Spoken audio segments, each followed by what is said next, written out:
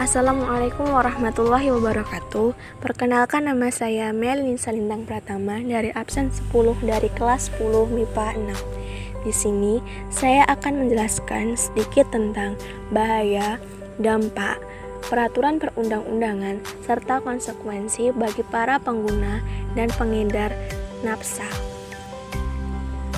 Bahaya nafsa. Nafsa adalah zat atau obat baik yang bersifat alamiah, sintetis, maupun semi-sintetis yang menimbulkan efek penurunan kesadaran, halusinasi, serta daya rangsang. Sementara, menurut Undang-Undang Narkotika Pasal 1 Ayat 1 menyatakan bahwa narkotika merupakan zat buatan ataupun yang berasal dari tanaman yang memberikan efek halusinasi, menurunnya kesadaran, serta menyebabkan kecanduan. Obat-obatan tersebut dapat menimbulkan kecanduan jika pemakaiannya berlebihan. Pemanfaatan dari zat-zat itu adalah sebagai obat penghilangan nyeri serta memberikan ketenangan. Penyalahgunaannya bisa terkena sanksi hukum. Bahaya dan dampak nafsa. Peredaran dan dampak narkoba saat ini sudah sangat meresahkan. Mudahnya mendapat bahan berbahaya tersebut membuat penggunanya semakin meningkat. Tak kenal jenis kelamin dan usia. Semua orang beresiko mengalami kecanduan jika sudah mencicipi zat berbahaya ini.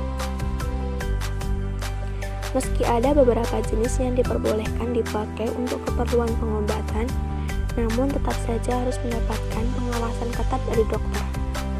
Ada banyak bahaya narkoba bagi hidup dan kesehatan, di antaranya adalah 1. Dehidrasi. Penyalahgunaan zat tersebut bisa menyebabkan keseimbangan elektrolit berkurang. Akibatnya, badan kekurangan cairan. Jika efek ini terus terjadi, tubuh akan kejang-kejang, muncul halusinasi, perilaku lebih agresif, dan rasa sesak pada bagian dada. Jangka panjang dari dampak dehidrasi ini dapat menyebabkan kerusakan pada otak. 2. Halusinasi. Halusinasi menjadi salah satu efek yang sering dialami oleh pengguna narkoba seperti ganja. Tidak hanya itu saja, dalam dosis berlebih juga bisa menyebabkan muntah, mual, rasa takut yang berlebih, serta gangguan kecemasan. Apabila pemakaian berlangsung lama, bisa mengakibatkan dampak yang lebih buruk seperti gangguan mental, depresi, serta kecemasan terus-menerus. 3.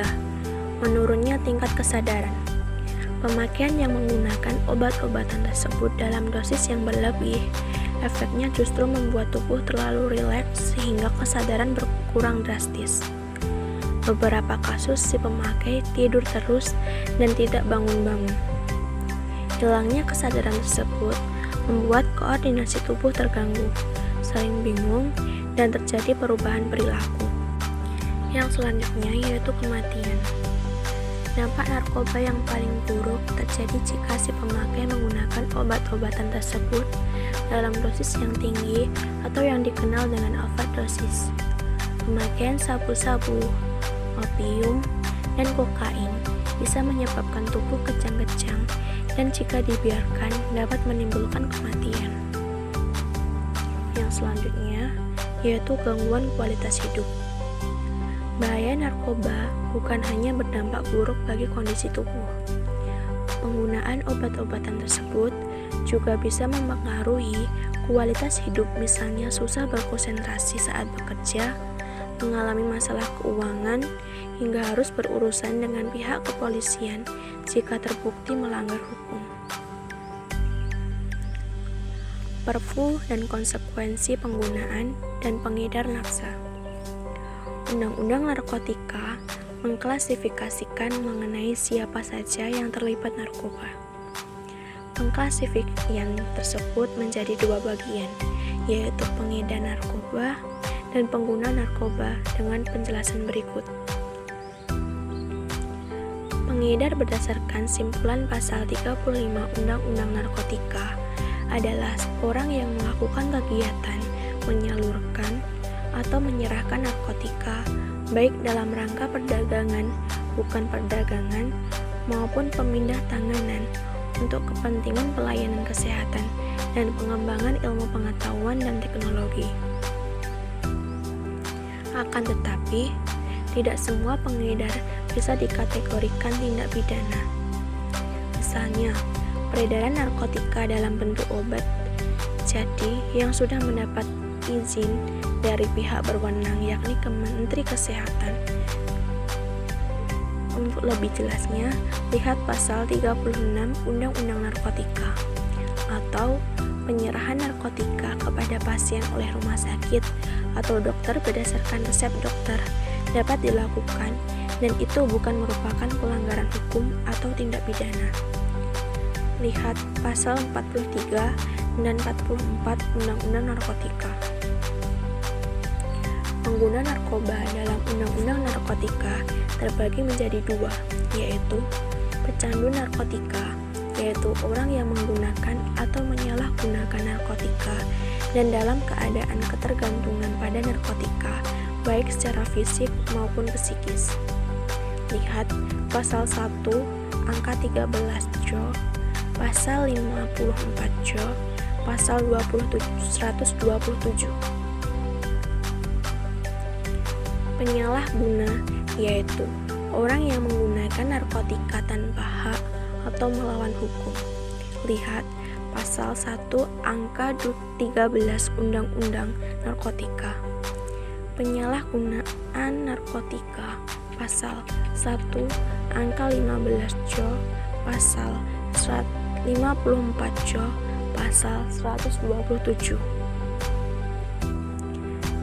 Pengedar berdasarkan Undang-Undang Narkotika dikenakan sanksi pidana penjara antara 2 sampai 20 tahun.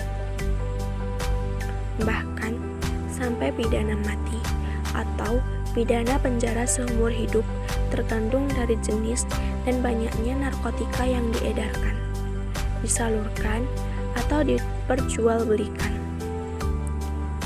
Lebih detail bisa dilihat dalam ketentuan pidana dari pasal 111 sampai pasal 126 Undang-Undang Narkotika. Sedangkan pengguna narkoba mendapatkan rehabilitasi baik rehabilitasi medis maupun rehabilitasi sosial berdasarkan pasal 54 Undang-Undang Narkotika, yaitu pecandu narkotika dan korban penyalahgunaan narkotika wajib menjalani rehabilitasi medis dan rehabilitasi sosial. Sekian yang dapat saya sampaikan, kurang lebihnya mohon maaf. Wassalamualaikum warahmatullahi wabarakatuh.